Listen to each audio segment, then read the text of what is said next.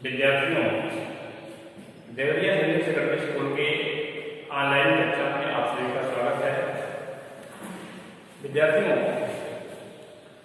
पिछले व्याख्यान में हम सभी ने कबीर की 5 साखियों का अध्ययन किया और उसका व्याख्या, उसका वाचन। आज हम सभी कबीर की जो शेष साखियां रह गई हैं उन साखियों का अध्ययन और वाचन करेंगे। इसमें साखी इस प्रकार है। कावा फिर काशी भया, राम ही भया रही, मोट चून मैदा भया, बैठ कबीरा जी।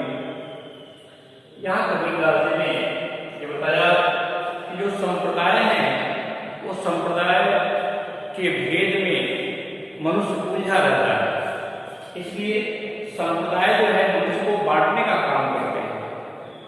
अतः संप्रदायों के भेद को भुला करके कबीरदास जी ये बताते हैं कि कावा फिर काशी भया, राम ही भया रही। काबा और काशी यह मनुष्य को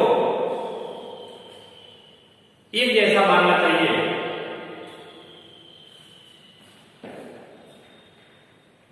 संप्रदाय मनुष्य को बांटने का काम करते हैं, इसलिए यदि मनुष्य अपनी सोच बदल करके परमात्मा हो जाए, राम और रहीम तथा काबा और काशी सब एक जैसा हो जाए। अतः वे अपने आप को समझाते हुए कहते हैं कि यह कैसे हो सकता है कि जिस प्रकार से संप्रदायों के विवाद से हट करके बीच का मार्ग अपनाने की प्रेरणा देते हैं।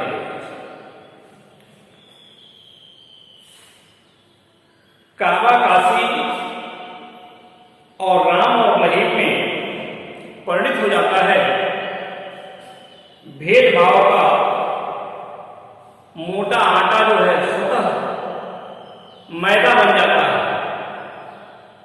वे कहते हैं कि कबीर को इस भेदभाव से रहित मैदे का भोजन ग्रहण करना, इसके विपरीत कबीरदास जी कहते हैं कि भेदभाव के चक्कर में मत पड़ना। यहां पर मोट मतलब क्या है? मोटा आटा, मैदा आटा भया हो गया। जीव का अर्थ है ग्रहण करना, प्राप्त करना। तो यहां कबीरदास जी बताते हैं कि काबा फिर काशी हो गया था, काबा और काशी एक हो गया, राम और रहीम एक हो जाएंगे, लेकिन जब मनुष्य अपनी सोच को बदलेगा तब। जब मनुष्य अपनी सोच को बदल करके काबा और काशी के भेद में नहीं पड़ेगा, तो उसी प्रकार से जिस प्रकार से जैसे मोटा आटा अभेद भेद समाप्त हो जाता है, जब उसमें से जो उसका अवगुण है उस अवगुण को निकाल दिया, जो चोकर कहा जाता है जैसे, तो मोटा आटा में से जो चोकर हटा दिया जाता है, निकाल छान दिया जाता है, उसका भेद समाप्त होकर वह मैदे का रूप ले लेता है। तो कबीरदास जी कहते हैं कि उस अभेद रहित मैदे के भोजन को ग्रहण करना चाहिए। यहां पर कबीरदास जी ने अद्वैत तत्व की प्रधानता दी है। कबीरदास जी ने अद्वैत तत्व की प्रधानता दी है। राम रहीम और काबा और काशी में अंतर होता है, कोई अंतर नहीं है, अंतरहीन है वो। काबा काशी, राम और रहीम ये सभी अंतरहीन है। कबीरदास जी ने सभी संप्रदायों के मतांतर को समाप्त करने का प्रयास किया है इस साखी के माध्यम से। संप्रदायों में जो भेद हैं, संप्रदायों में जो मतभेद बने हुए हैं, कबीरदास जी इसका प्रयास करते हैं कि संप्रदायों का भेद समाप्त हो जाए, ताकि सभी समाज में एक होकर के रहें, एकजुट होकर के रहें, जिससे वो अपना उत्थान कर सकें।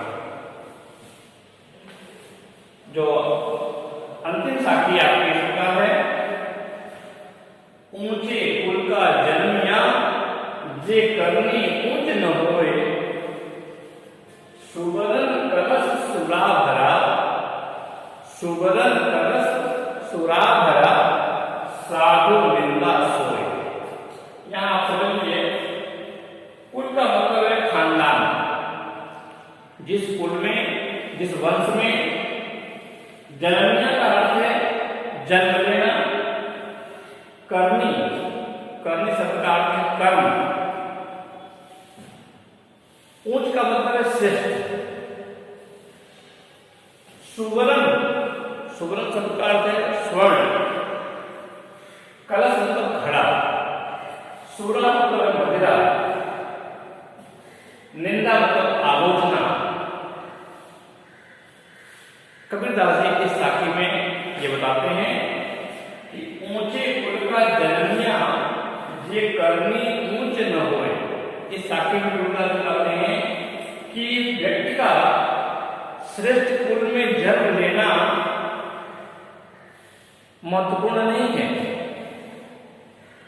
श्रेष्ठ कुल में जन्म लेना महत्वपूर्ण नहीं है, बल्कि यदि उसका कर्म श्रेष्ठ नहीं है, यदि किसी व्यक्ति का कर्म श्रेष्ठ नहीं है, तो उसका ऊंचे कुल में जन्म लेना बेकार है। कैसे? इसको कबीरदास बताते हैं किस प्रकार से व्यर्थ है। सुवर्ण कलश सुरा भरा, साधु निंदा सोए। श्रेष्ठ कुल में जन्म लेना उसी प्रकार बेकार है यदि आपका कर्म श्रेष्ठ नहीं है। व्यक्ति का कर्म श्रेष्ठ नहीं है तो उसका श्रेष्ठ कुल में जन्म लेना व्यर्थ है। किस प्रकार से? इस प्रकार से जैसे सोने के कलश में, सोने के घड़े में, सोने के घड़े में, सोने के पात्र में यदि मदिरा भरा हुआ हो तो सज्जन व्यक्ति साधु निंदा सोए। तो सज्जन व्यक्ति उसकी निंदा करते हैं, आलोचना करते हैं, उसकी बुराई करते हैं। ठीक उसी प्रकार से यदि कोई व्यक्ति श्रेष्ठ कुल में जन्म लिया है परंतु उसका कर्म श्रेष्ठ नहीं है, वो अच्छे कार्य नहीं करता है, बुरे कर्मों में लिप्त रहता है, तो उसका श्रेष्ठ कुल में जन्म लेना व्यर्थ है। सज्जन लोग जिस प्रकार से सोने के घड़े में मदिरा भरा हुआ हो, शराब भरा हुआ हो, तो सज्जन व्यक्ति उसकी आलोचना करते हैं। वह श्रेष्ठ कुल में जन्म लिया हुआ व्यक्ति भी उसी प्रकार से है यदि उसका कर्म श्रेष्ठ नहीं है।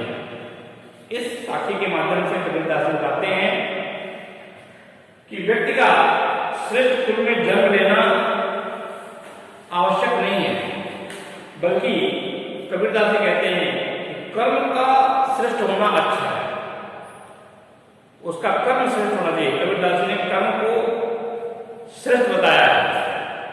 आगे कबीरदास कहते हैं कि मनुष्य को अहंकार का त्याग कर देना चाहिए। इस साखी के माध्यम से कबीरदास बताते हैं कि इसमें उदाहरण अलंकार का प्रयोग किया गया है। साखी की भाषा सदुक्कड़ी है।